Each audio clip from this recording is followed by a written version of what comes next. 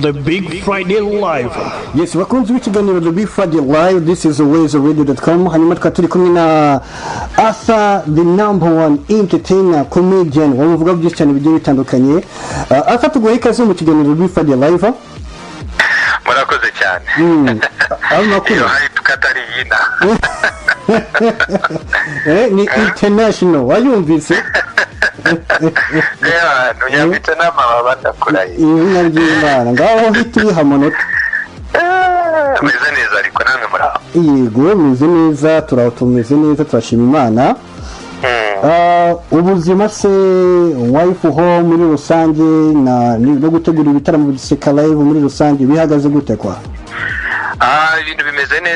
neza. Ubu narindi za Musanze niho nagiye gukorera ari campaign nkorana nayo yitwa Kinyarwanda turi muri tour. So ubu twari tugeze Musanze ariko nuza seka live nayo tumeze neza. Iyo urumva twaramenyereye. Igikorwa kiba buri kwezi hari ibyo ugira ukamenyera no gutegura ntabwo biba bikikuvuna nka mbere. Venue ibizwi, ibiciro biba bizwi, icyo ukora no kwamamaza umunyarwenya uri buzane gusa nake. So imyiteguro imeze neza nta kibazo. Wow, neza cyane. Anyway, reka twite tunahera no kuri seka live wenda dore ko ariko kintu benshi bamaze kukumenyera yabaye nka identity yawe muri rusange. Wenda harimo benshi batigeze babasha gusobanukirwa wenda n'iyi seka live kuki wazanye wenda iyi idea yo kuzana iyi seka live hanyuma kubera iki wahisemo kuvuga uti reka nzaje nkora kino gikorwa buri kwezi buri mu matariki ya nyuma y'ukwezi kandi ari igikorwa gihoraho buri kanya cyangwa se buri kwezi kwa. Igitekerezo cya seka live cyaje ubwo nabonaga muri Afrika nta platform buriya dufite y'abanyarwenya ihoraho. Ziba mu bindi bihugu i Burayi wenda muri Amerika se ariko usanga iz'abanyarwenya muri Afrika zihari ni nkeya kereka wenda nka zino za Uganda comedy store ya Kenya yitwa Churchill live ariko nabwo usanga nta international stages ziba zihari zihagije. Seka live rero twayishizeho mu buryo bwo kuvuga tutireka dukore platform y'abanyafrika ariko cyane iteza imbere abanyarwanda kuko buriya biragoye kugira icyo wiga utavuye iwanyu. Ariko nanone ntago ariko buri munyarwenya afite ubushobozi bwo kuba yagenda akigira ku bandi cyangwa tutireka tuvuge tubazana. So dukora platform rero itegura ibitaramo by'urwenya by'abanyarwenya ariko igatumira byibuze n'abanyamahanga babiri cyangwa umwe bitewe n'ubushobozi tuba dufite icyo gihe hanyuma bakajya kuri stage imwe n'abanyarwanda bacu bikabaha icyizere. Iyo umunyarwanda agiye kuri stage imwe n'uwo twita international akabona mu by'ukuri akazi wakoze ntaho bitandukaniye ahubwo wenda nasekeje abantu no kumurusha bimuremamo icyizere cyo kumva yuko mu by'ukuri nawe ubwo ashobora kuba international. So seka live hari mu rwego yego rwo gupromotinga comedy ku rwego rwa Afrika ariko nanone rwo kureba icyizere abanyarwenya b'u Rwanda kandi ngo urabona yuko abanyarwenya mu Rwanda bamaze gukomera birabatunze bamwe na bamwe ubuzima bwabo buhagaze kuri byo. So seka live rero nuko twayikoze rero kugira ngo icyo gikorwa kibe nuko kiba ngaruka kwezi sustainability yacyo kiriye consistent kigenda kisubira bituma abantu bakigirira icyizere. Noneho ugasanga nk'ubu level seka live igezeho abanyarwenya bandi bo hanze ubwabo usanga aribo banyandikira nko bafite liste y'abanyarwenya benshi bo muri Ghana baba banyandikira bashaka kuza kuri stage kuko babonye yuko ba basket mouth baraje ba Dariso Chaponda baraje kavuga cyari ahantu nanjye ndashaka kuhaje. So ni muri iyo angle nyine mvuga ni at least icyo kintu kibaye gihari yewe nubwo wenda abantu bavuga ngo ni identity yanjye ariko ngewe niyo naba ntahari buriya seka live yabo kuko ntabwo ihagaze kuri nje gusa ahubwo ni system yayo none imaze kubakwa. True. Hanyuma ibyo bikakwereka wenda iyihe shusho cyangwa se tubona komedi nyarwanda ihita isigira cyangwa se itanga iyihe shusho cyane wenda kuri ba banyamahanga tugira ngo wenda dufata singeho twereke ko no mu Rwanda dufite komedi muri rusange. Byerekana ko dufite comedy industry stable, dufite comedy industry ishobora gutegura event buri kwezi. kwezi ntabwo ari ibintu byoroshye event ubwayo ntabwo ibura byibuze miliyoni 5 ishobora kugutwara buri kwezi kandi ukishyura n'abanyarwenya bo mu Rwanda bakabona yuko hari ikintu kiri stable hari market hari isoko rihari mu Rwanda rya comedy icyo gihe rero bituma nk'ubu hari abanyarwenya bashaka gutangira gukora ama one man shows yabo mu Rwanda kuko babonye ko audience yo mu Rwanda isa nkaho yo yamenyereye comedy buriya nubwo abantu bavuga ngo comedy mu Rwanda iracyatera imbere ariko yateye imbere byinshi kuko usanga none se niba hari audience yitabira abantu 500 buri kwezi kandi batandukanye bitabira ibikorwa bya comedy reba abanyarwenya bari kuri za YouTube ama views baba bafite cyangwa se urukundo abantu babereka nuvuga ngo audience yo mu Rwanda yamaze kwakira comedy irayumva binatandukanye n'izindi audience ushobora gusanga wenda nko muri Nigeria yego comedy iri hejuru ariko na music nayo iri hejuru mu Rwanda rero comedy na music ubu birahangana kuko usanga bose bafite audience zabo so biha agaciro industry bikanatanga isoko bikanatuma n'abatanga akazi nabo bashobora kuba batekereza abanyarwenya niba ufite radio ukaba washyiraho umunyarwenya waba ufite ibintu ugiye kwamamaza umunyarwenya akaba yakwamamariza ko wenda afite abantu runaka bamukurikiye ibyo byose ni ibimenyetso bigaragaza yuko industry iri gukura iri gutera imbere ndetse na film industry yo mu Rwanda urabizi yuko abanyarwenya nayo bayifiteho runini kubera yuko usanga filime nyinshi ziri gukundwa abarimo abanyarwenya basa nkaho bayiyoboye so industry mu by'ukuri y'abanyarwenya yo iri hejuru nuko tutapfa kubibona ariko buriya ibiri hejuru cyane niyo mpamvu usanga n'abanyamakuru akenshi iyo bakoresha ama interview bashaka abantu bafite humor basetse wenda si umunyarwenya ariko nuko bamaze kubona ko byase mu Rwanda ikunda guseka so mu by'ukuri industry yo mu Rwanda yo kuba yarakuze kandi n'abanyamahanga nabo barabibona niyo mpamvu ubona baba bashaka kuza hano mu Rwanda cyane ariko true kabisa wow mu kwezi kwatambutse watuzaniye Erika Omondi kuva muri Kenya yego hanyuma kuno kwezi tariki 31 watuzaniye Salvador yego okay so nawe navuga ko ari muri babandi bakwaproachinga cyangwa se nawe harabe uya approachings impamvu yayo ntabwo nakubeshya hari byinshi byavuzwe kuri Salvador hari brag yigeze gutera itari nziza ku Rwanda sinzi niba ubizi biza kuvamo ibibazo nanjye ndamwandikira ndamubwira nti iyi brag wararengereye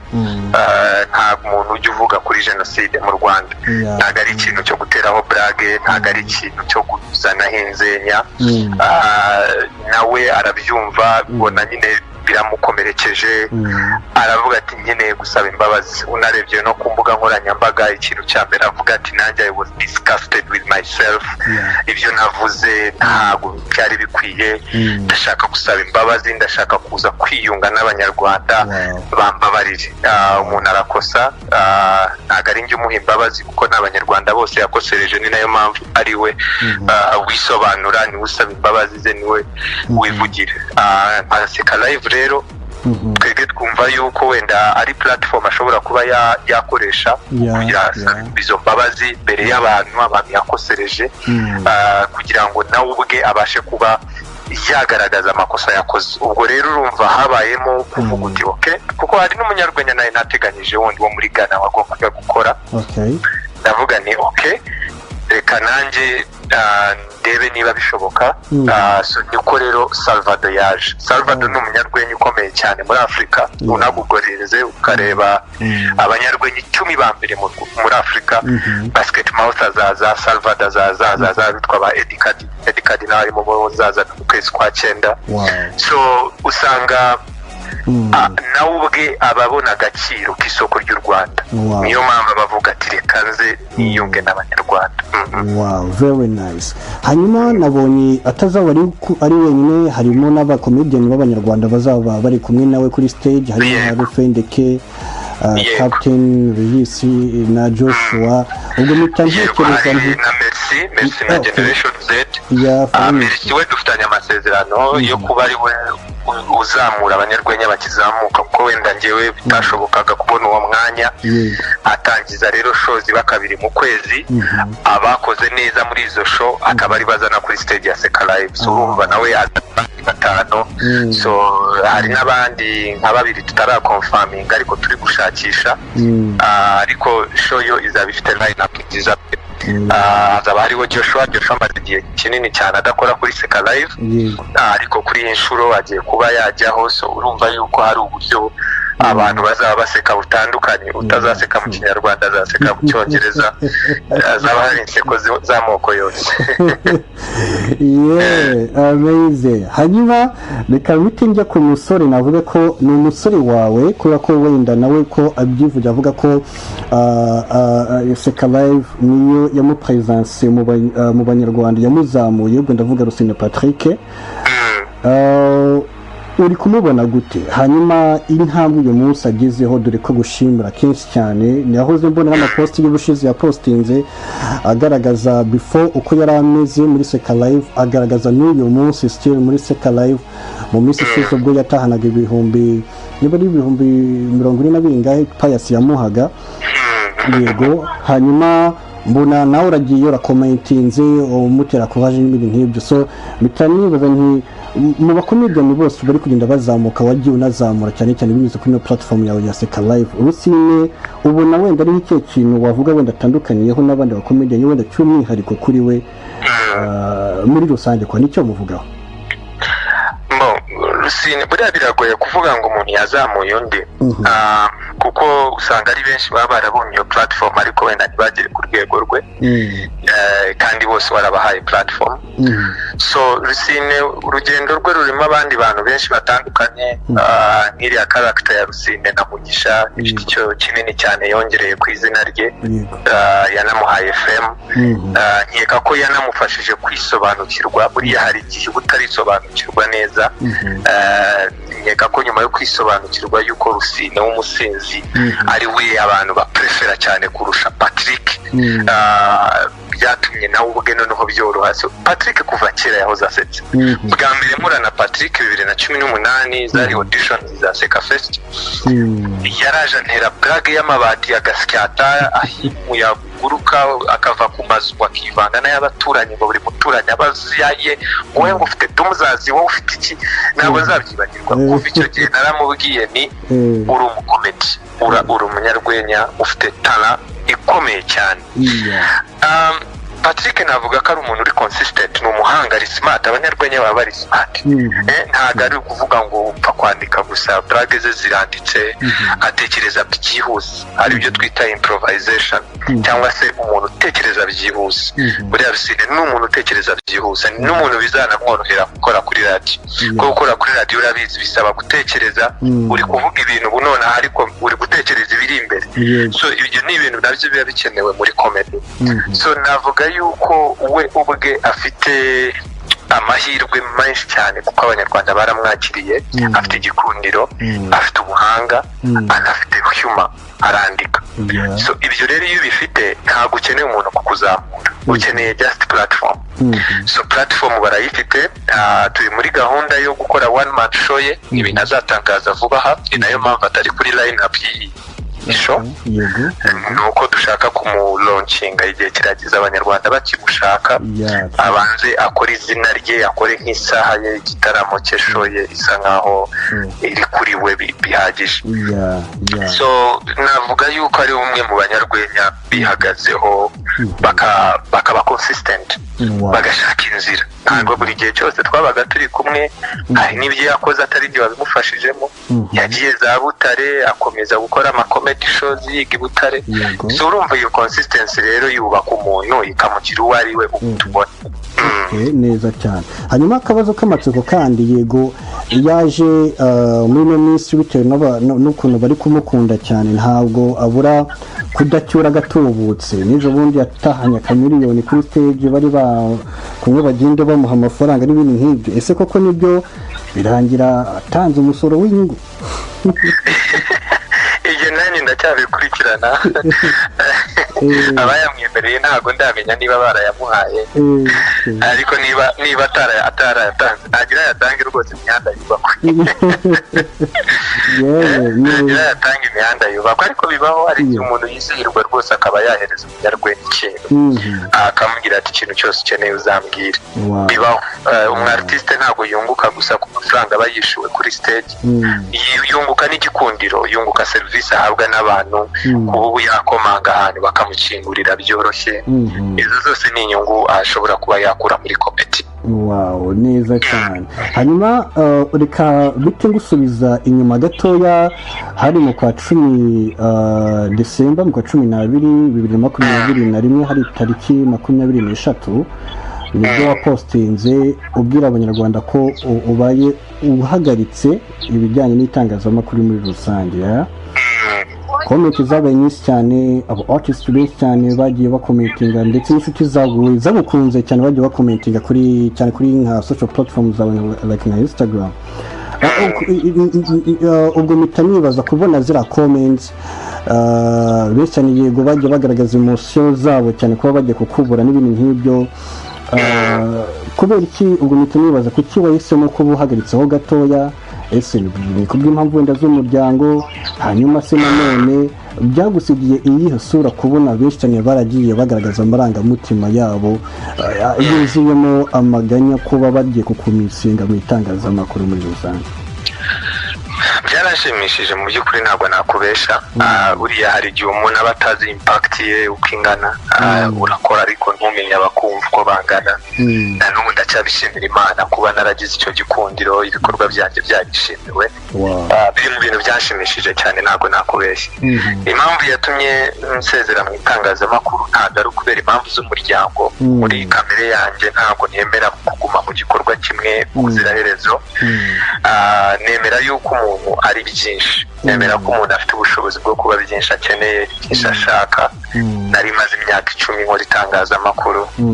naravuze nkeneye kwizindi challenge kujya mu bindi ntabwo nshaka kuzapfa narakoze ikintu kimwe mu buzima kandi ngifite ubuzima ubu ngubu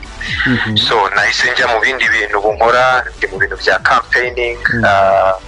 ubundi mu bintu by'abana uribaza nawe yavuye kuri radio Abanyarwenya nakoze dance muri za mashirika na theatre ubu ndi gukora mu NGO mu bintu by'abana mfite company yanjye ya Nation ikora mu bintu bya events and communication n'uvango